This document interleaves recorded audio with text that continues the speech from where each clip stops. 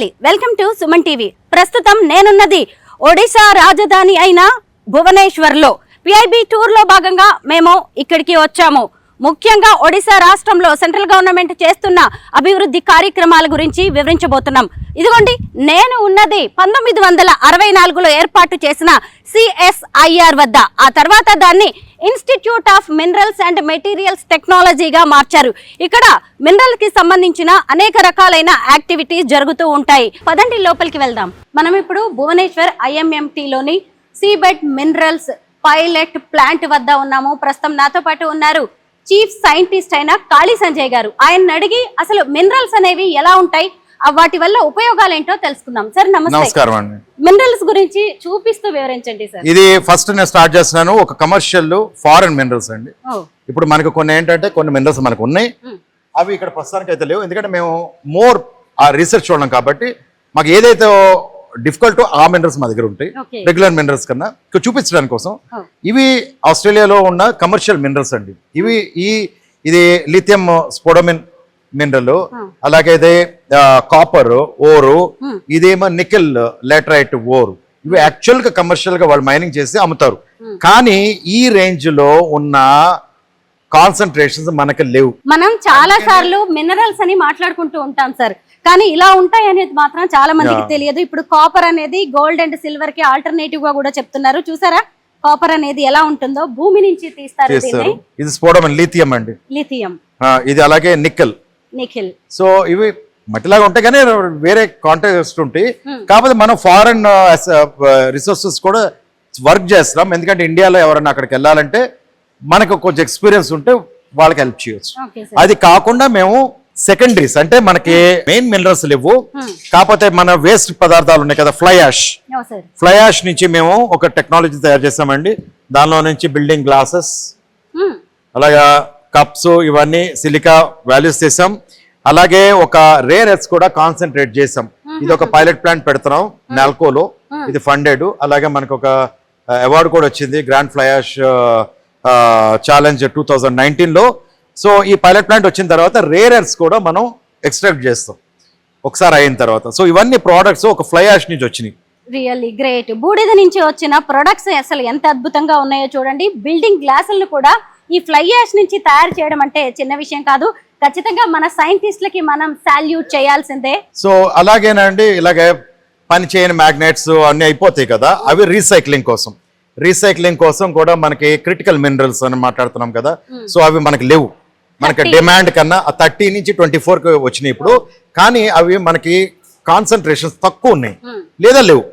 So మనం వేరే రకంగా మనకి కంట్రీలో వేరే ప్రోడక్ట్స్కి వచ్చినప్పుడు మన లిథియం అయన్ బ్యాటరీస్ కానీ అలా వస్తాయి కదా మన దగ్గర లిథియం లేదు కానీ అవి వచ్చినాయి కదా. సో మనం ఇక్కడ ట్రాప్ చేసి మనం రీసైకిల్ చేసుకొని మనం యూజ్ చేసుకోవచ్చు కదా. So that is called recycling. So recycling కూడా మేము చేస్తాం. అలాగే ఈ రీసైక్లింగ్ లో చూడండి, ఇక్కడ టంగ్స్టన్ రీసైకిల్ చేసాం. సో టంగ్స్టన్ ప్రోడక్ట్ ఇది రీసైకిల్ 90%. చూసారు కదా, అసలు ముఖ్యంగా విమాన ప్రమాదాలు లాంటివి జరగకుండా ఈ టంగ్స్టన్ అనేది ఉపయోగపడుతుందండి. అండ్ డిఫెన్స్ వాటిలో వాడతామండి. సో అలాగే డిఫెన్స్ వాటిలో చాలా అవసరం ఉంటుంది టంగ్స్టన్. ఈ టంగ్స్టన్ ఏంటంటే మనకి కాన్సన్ట్రేషన్స్ చాలా తక్కువ ఉన్నాయి. సో చాలా తక్కువ. సో ఇది స్క్రాప్. మన టంగ్స్టన్ తెచ్చి మనం పని చేసిన తర్వాత స్క్రాప్ వచ్చింది కదా, దానిలో నుంచి మనం వేస్ట్ చేయకుండా మనం టంగ్స్టన్ తయారు చేసుకుంటాం. అలాగే ఈ హట్టి గోల్డ్ మెన్ టైలింగ్స్ ఉన్నాయి మనకి చాలా తక్కువ కాన్సన్ట్రేషన్స్, బట్ మనం టెక్నాలజీ రెడీ చేసి మీరు పట్టుకొని చూడొచ్చు ఎంత హై ప్యూర్, చాలా బరువుగా ఉంటుంది tungsten high pure tungsten 4 9 pure. Great sir. అసలు అంటే ఈ రూపంలో ఉంటది ఇది ఫైనల్ పౌడర్. ఇక దాని తర్వాత దాన్ని ఇలా మార్చుకొని బ్లాక్స్ లా తీసుకొని అసలు మన రక్షణ వ్యవస్థను కాపాడుతున్న టంగ్స్టన్ అనేది చూసారా పౌడర్ రూపంలో ఎలా ఉందో, అసలు ఎవరు ఊహించారు సార్. అలాగేనండి టెలూరియం, సెలీనియం, వెనేడియం, టైటానియం, ఇవి 4 కూడా క్రిటికల్ మినరల్స్. ఇవి మేము ఇండియాలోనే కాదు, మేము ఆస్ట్రేలియాలో వాళ్ళు CSIR ఆస్ట్రేలియా వాళ్ళు కూడా ఫండింగ్ చేస్తున్నారు. మనం లాట్ ఆఫ్ ఎఫర్ట్స్ మనం ఇండియన్ రిసోర్సెస్ అలాగే ఫారెన్ రిసోర్సెస్ మీద కూడా మనం వర్క్ చేస్తున్నాం. మన ఒడిశా IMMT చేస్తున్న రీసెర్చ్ కి వేరే దేశాలు కూడా ముందుకొచ్చి ఫండింగ్ చేసి మరి రీసెర్చ్ చేయించుకుంటున్నాయి అంటే అదేమీ చిన్న విషయం కాదు. మనం ఇక్కడే చూడొచ్చు మన వాళ్ళ టాలెంట్ ఏంటో. సో ఇది మిదాని అండి. మిదాని మన హైదరాబాద్ లోదే, అక్కడ స్క్రాప్ నుంచి కానీ.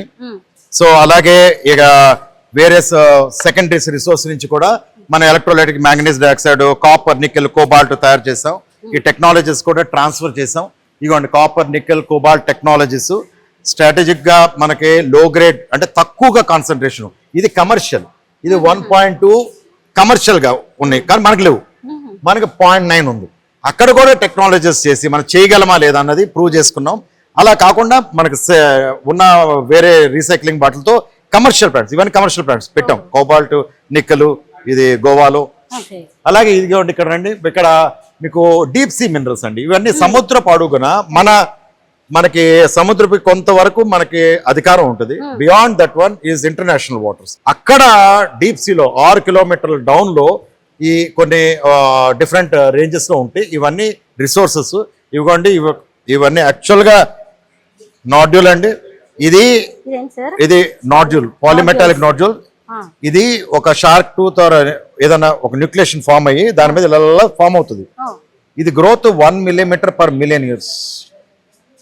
దానిలో నుంచి కాపర్, నికెల్, కోబాల్ట్ తయారు చేస్తున్నాం. ఇది చూడండి ఎలా తయారు చేస్తాం. ఇది నాడ్యూల్, షార్క్ టూత్ కనబడుతుంది మీకు పైన. ఇలాంటిది ఏదో న్యూక్లియేషన్ ఉంటుంది, దాని మీద ఇలా గ్రో అవుతుంది.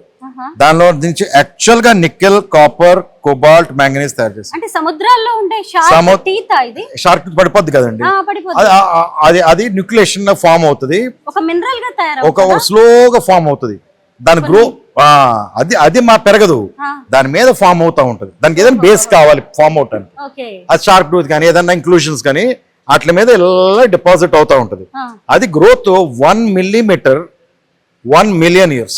దేనికి వాడతాం సార్ దీన్ని? దీనిలో 1% కాపర్, 1% నికెల్, 0.1% కోబాల్ట్ ఉందండి. సో అవన్నీ స్ట్రాటజిక్. సో ఇవి కూడా another mineral which is there. Banana wastage నుంచి బయోచామ్ ఎలా తయారు చేస్తారు? సో మేము అది బేసికల్ గా పొటాష్ ఎక్కువ ఉంటుందండి. దాని మూలంగా ఏంటంటే బనానా నుంచి చేస్తే అది ఫీల్డ్స్ కి బాగా పనిచేస్తుంది. మీకు డెమాన్స్ట్రేషన్ చూపిస్తాం, అక్కడ మీకు క్లియర్ గా అర్థమవుతుంది. మా వాళ్ళు ఉంటారు, so they will tell you. Sir IMMT ఎలా వర్క్ చేస్తుందో వివరించండి. బేసికల్గా institute of minerals and materials technology అండి. ఇది ప్రైమరీ మా ఫోకస్ ఏంటంటే మినరల్స్ నుంచి మెటల్స్ తీసుకురావడం. సో దీనికి ఏంటంటే రకరకాల రిసోర్సెస్ ఉంటాయి. ఇవన్నీ ఏంటంటే ఒరిజినల్ రిసోర్సెస్, ఓర్స్ కానీ, సెకండరీస్ కానీ, లేకపోతే వేరియస్ వేస్టేజెస్ కానీ అవి రిసోర్సెస్ అవుతాయి అన్నమాట. రిసోర్సెస్ అయిన కాడి నుంచి మన కాపర్, నికెల్, కోబాల్ట్ ఇవన్నీ కూడా మెటల్స్ తయారు చేసుకోవచ్చు. ఈ తయారు చేసుకున్నప్పుడు ఏమవుతుందంటే మనం ఎక్స్ట్రాక్షన్ చేసినప్పుడు వీటి క్వాలిటీ ప్రైమరీ రిసోర్స్ నుంచి తీసుకున్నా లేకపోతే సెకండరీ రిసోర్స్ తీసుకున్నా final quality will be as per the saleable products. So అక్కడ కాంప్రమైజ్ మాత్రం ఉండదు.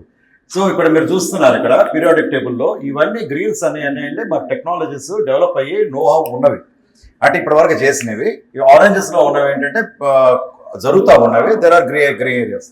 మీరు చూస్తే రిసోర్సెస్ సముద్రపు డీప్ సీ పాలిమెటాలిక్ నోడ్యూల్స్ అది 6 kilometers డౌన్ లో నుంచి తీస్తారు. అది ప్రస్తుతానికి అది కమర్షియల్ కాదు కానీ but we're exploring in deep seas. అలాగే ఓవర్ బర్డన్స్ కానీ లేకపోతే గ్రే కాన్సన్ట్రేట్స్ కానీ ఇవన్నీ ఓర్స్, దానిలో నుంచి ఈ మెటల్స్ మనం తయారు చేస్తాం. వీటిలో కొన్ని ఇప్పుడు మెయిన్ మోర్ ఇంపార్టెంట్ ఎందుకంటే క్రిటికల్ మినరల్స్ అని అంటున్నారు కదా, అది క్లీన్ ఎనర్జీకి అంటే మన బ్యాటరీస్ తయారు చేయడానికి లేకపోతే విండ్ మిల్స్ కి రేరస్ పర్మనెంట్ మ్యాగ్నెట్స్ కోసం వీటన్నిటికి కావాల్సినవన్నీ ముడి పదార్థాలు అనుకోండి. సో ఇది మెటల్స్ అనమాట. సో అవి క్రిటికల్ ఎందుకంటే మనకి మన దేశంలో అవన్నీ ప్రైమరీ రిసోర్సెస్ అంత లేవు. సో మన డిమాండ్ ఎక్కువ. సో దేర్ ఫోర్ మన డిమాండ్ పెరగబోతుంది కాబట్టి మనము not only the primary resources, secondary resources కానీ అదర్ కంట్రీస్ నుంచి కానీ మనం తీసుకోవడం కానీ ఇవన్నీ ఆప్షన్స్ అన్నమాట. So this is what we're doing it. Sir మీరు వేర్వేరు రాష్ట్రాల సంస్థలతో కూడా కలిసి పనిచేస్తున్నారు కదా. ఈ మధ్య December 1st సింగరేణి సంస్థతో కూడా మీరు ఒక అగ్రిమెంట్ చేసుకున్నారు, దాని గురించి చెప్పండి. సో మేము ఇప్పుడు ప్రస్తుతానికంటే రేరెస్ ఎక్కడెక్కడ ఉన్నాయో అక్కడ ఆపర్చునిటీస్ అన్ని చూస్తున్నారు. మేమే కాదు అందరు ఇండస్ట్రీస్ కూడా చూస్తున్నాం. ఎందుకు కారణం ఏంటంటే క్రిటికల్ మినరల్స్ లో రేరెస్ కూడా వస్తున్నాయి. సో ఈ కోల్ ఓవర్ బర్డన్స్ ఉంటాయి కదా, అంటే పైనుంచి తీసేసిన పదార్థాలు కానీ రాక్స్ కానీ క్లేస్ కానీ వాటిలో కూడా కొంత రేరెస్ ఉన్నాయి. సో అవి కొన్ని ఇనిషియల్గా టెస్ట్ చేసుకున్న తర్వాత సింగరేణి కాలరీస్తో మేము ఒక అగ్రిమెంట్ చేసుకున్నాం. అలాగే ఎన్టీపీసీ మైనింగ్ అనే ఒకటి ఉంది. సో ఎన్టీపీసీ వాళ్ళతో సబ్సిడరీ, వాళ్ళతో కూడా ఒక అగ్రిమెంట్ చేసుకున్నాం. హిందుస్థాన్ కాపర్ వాళ్ళతో కూడా చేసుకున్నాం. ఇవన్నీ ఏంటంటే మైన్స్ కాకుండా పైన ఉండే ఈ ఓవర్ బర్డన్స్ లో ఇవి రేరర్స్ అనేవి కొంత లెవెల్ వరకు ఉన్నాయి. అవి ఎంత లెవెల్ వరకు ఉన్నాయి, ఎలాగ తీసుకురాగలం అన్నది చేయడానికి మేము వాళ్ళతో అగ్రిమెంట్స్ చేస్తాం. పిపిపి మోడల్లో మీరు వర్క్ చేస్తూ ఉంటారు కదా, అయితే ఇప్పుడు మీ దగ్గర తీస్తున్న మినరల్స్ లో ఏ మినరల్ కి ఎక్కువగా డిమాండ్ ఉంది? మెయిన్ గా కాపర్, నికెల్, కోబాల్ట్, ఇవన్నీ ఏంటంటే మన ఈవీ సెక్టర్ పెరుగుతుంది కదా, ఆల్రెడీ మెటలర్జీ సెక్టర్ కి కొంత డిమాండ్ ఉంది. అది కూడా మనకి బ్యాటరీస్ పెరగటం మూలంగా లిథియం ఒకటి రీసైకిల్ చేసుకోవచ్చు, మనకి ఒరిజినల్ లేదు కాబట్టి. రెండోది ఏంటంటే కాపరు అన్ని కనెక్షన్స్ కావాలి. బ్యాటరీ లోపలికి వచ్చేటప్పటికల్లా మనకి కోబాల్ట్, నికెల్ అవి కూడా కావాలి. అవి మేజర్ గా రీసైక్లింగ్ కోసం people are coming to us. Sir, Odisha రాష్ట్రంలో ఎక్కువగా దొరుకుతున్న ఖనిజం ఏంటి? IMMT is a research organisation అండి. మేము రీసెర్చ్ చేస్తాం. బట్ ఒడిశాకి వచ్చేటప్పటికి బాక్సైట్ మినరల్స్ ఎక్కువ ఉన్నాయి, అల్యూమినియం బేస్డ్. అలాగే ఇక్కడ ఈస్టర్న్ జోన్ చూసుకుంటే మీకు ఐరన్ ఓర్స్ ఎక్కువ ఉన్నాయి. So we have lot of mineral deposits are there. అంటే మేజర్గా అంటే ఇక్కడ చాలా ఉన్నాయి. క్రోమైట్ మైనింగ్ ఉంది. సో ఇవన్నీ ఇక్కడ ఉన్నాయి. ముడి పదార్థాలు అంటారు, ఖనిజ. సో ఈ వీటిని ఇంటర్నల్ గా యూజ్ చేస్తున్నారు, ఎక్స్టర్నల్ గా చేస్తున్నారు. That's a different business. It's a mining business. But మాకు వచ్చేటప్పటికి మేము టెక్నాలజీస్ డెవలప్ చేస్తాము. అట్లో నుంచి మేము ఎలాగ మెటల్స్ ఎక్స్ట్రాక్ట్ చేస్తాము. మాకు సెంట్రల్ గవర్నమెంట్ చాలా సపోర్ట్ చేస్తూ ఉంటుంది అండి. మాకు సెంట్రల్ గవర్నమెంట్ మినిస్ట్రీస్ ప్రాజెక్ట్స్ చేస్తూ ఉంటాము. మేము ఇక్కడ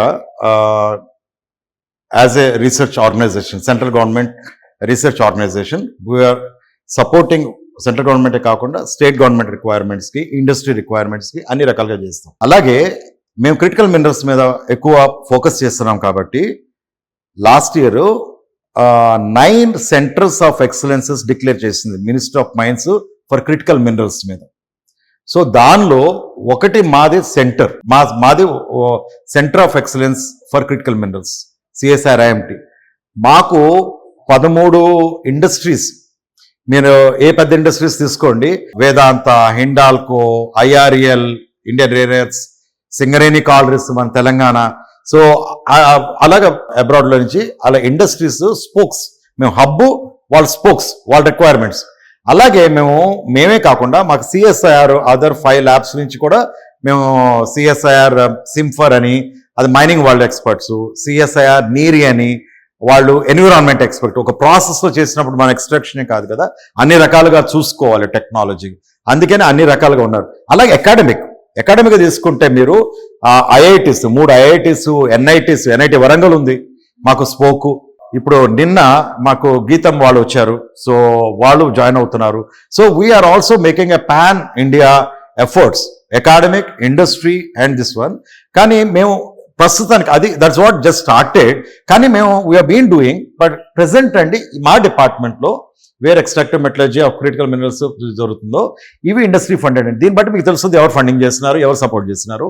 ఇది pure industry ministry funded projects అండి. We're working on strategic projects like deep sea minerals కానీ అవి కానీ, ఇవన్నీ మినిస్ట్రీస్, లైన్ మినిస్ట్రీస్, CSIR కాదు, various ministry of earth sciences కానీ, DST కానీ, ఒకటి కానీ, ఆస్ట్రేలియా, దిస్ ఆల్సో DST, అలాగే different ministries.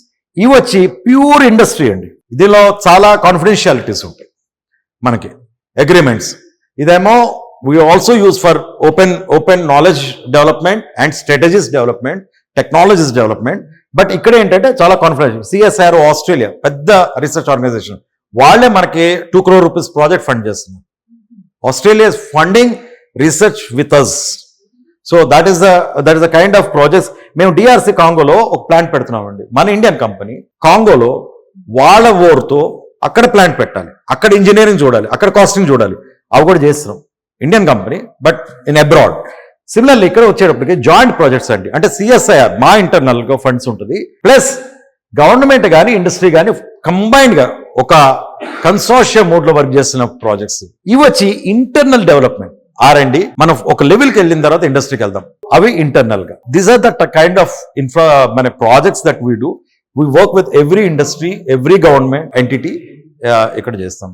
Thank you so much for the detailed explanation sir.